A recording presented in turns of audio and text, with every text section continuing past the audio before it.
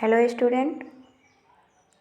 हम सभी इतिहास में पढ़ रहे थे भारत में राष्ट्रवाद, जिसमें हम सभी ने अभी तक भारत में राष्ट्रवाद के उदय के कारण पढ़े, सत्याग्रह पढ़ा, चंपारण सत्याग्रह के बारे में जाना।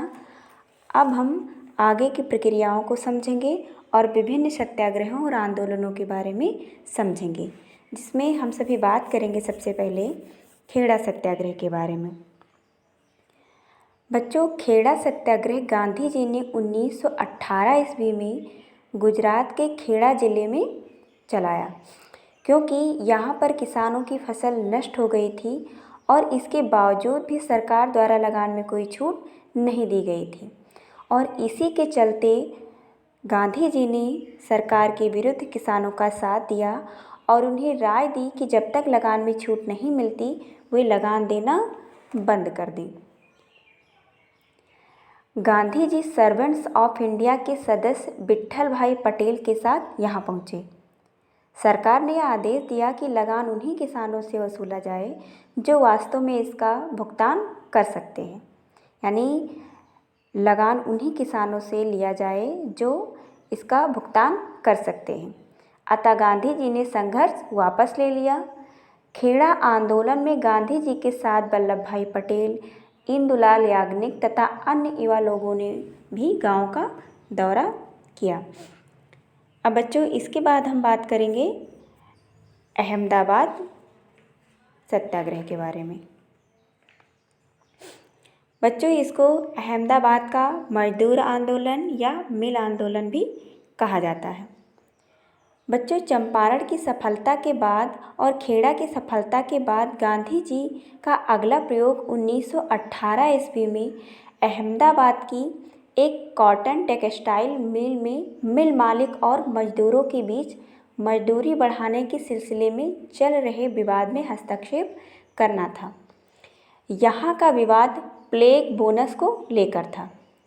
बच्चों, अहमदाबाद में जब प्लेग की समाप्ति हुई तो मिल मालिक बोनस को समाप्त करना चाहते थे और मजदूरों ने इसका विरोध किया।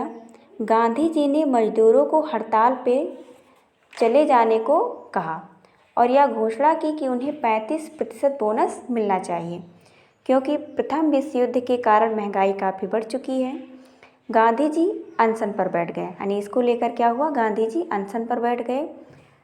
तब मिल मालिकों ने यह मामला न्यायाधिकरण को सौंपने के लिए कहा। न्यायाधिकरण ने 35% बोनस देने को कहा। इस संघर्ष में अम्बालाल साराभाई की बहन अनसुईया बेन गांधी जी की मुख्य सहयोगी रहीं। ठीक है बच्चों, इसके आगे हम बात करेंगे रॉलेट एक्ट के बारे में। बच्चों, भारत में सत्याग्रह के प्रारंभिक प्रयोग और इसकी सफलता से प्रेरित होकर गांधी जी ने 1919 में प्रस्तावित 1919 में प्रस्तावित रॉलेट एक्ट के विरुद्ध एक देशव्यापी सत्याग्रह आंदोलन चलाने का निर्णय किया। इंपीरियल लेजिस्लेटिव काउंसिल ने भारतीय सदस्यों के भारी विरोध के बावजूद इस कानून को अतिशीघ्रता से पारित कर दिया। किस कानून को? रॉलेट एक्ट को। बच्चों, इस कानून के जरिए सरकार को राजनीतिक गतिविधियों को कुचलने और राजनीतिक कैदियों को 2 साल तक बिना मुकदमा चलाए जेल में बंद रखने का अधिकार मिल गया था। यानी इस कानून में था कि राजनीतिक कैदियों को 2 साल तक बिना मुकदमा चलाए जेल में बंद रखा जाएगा। बच्चों, इसको काला कानून भी कहा गया और बिना अपील, वकील और दलील का कानून भी इसे कहा गया, जो कि 1919 में पारित हुआ था। किसके अंतर्गत? इंपीरियल लेजिस्लेटिव काउंसिल के अंतर्गत। ठीक है बच्चों, तो ये याद रखिएगा आप लोग। और इसी के चलते महात्मा गांधी ऐसे अन्यायपूर्ण कानूनों के खिलाफ अहिंसक ढंग से नागरिक अवज्ञा चाहते थे। इसे 6 अप्रैल को एक हड़ताल से शुरू होना था और इसके चलते विभिन्न शहरों में रैली जुलूसों का आयोजन किया गया। रेलवे वर्कशॉप में कामगार हड़ताल पर चले गए। दुकानें बंद हो गईं। इस व्यापक जन उभार से चिंतित तथा रेलवे व टेलीग्राफ जैसे संचार सुविधाओं के भंग हो जाने की आशंका से भयभीत अंग्रेजों ने राष्ट्रवादियों पर दमन शुरू कर दिया।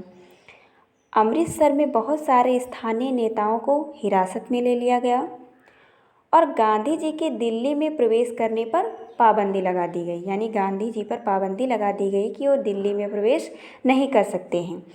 और 10 अप्रैल को पुलिस ने अमृतसर में एक शांतिपूर्ण जुलूस पर गोली चला दी। इसके बाद लोग बैंकों, डाकखानों और रेलवे स्टेशनों पर हमला करने लगे और तत्कालीन जनरल डायर ने देश की कमान अपने हाथ में ले ली और क्या किया, मार्शल लॉ लागू कर दिया। तो बच्चों ध्यान दीजिएगा, यहाँ पर जनरल डायर की बात की गई है। तो इसके बाद जब हम आप लोगों को जलियांवाला बाग हत्याकांड के बारे में पढ़ाएंगे तो इनके बारे में हम आपको विस्तृत जानकारी देंगे। तब तक आप लोग इतना पढ़िए और समझिए।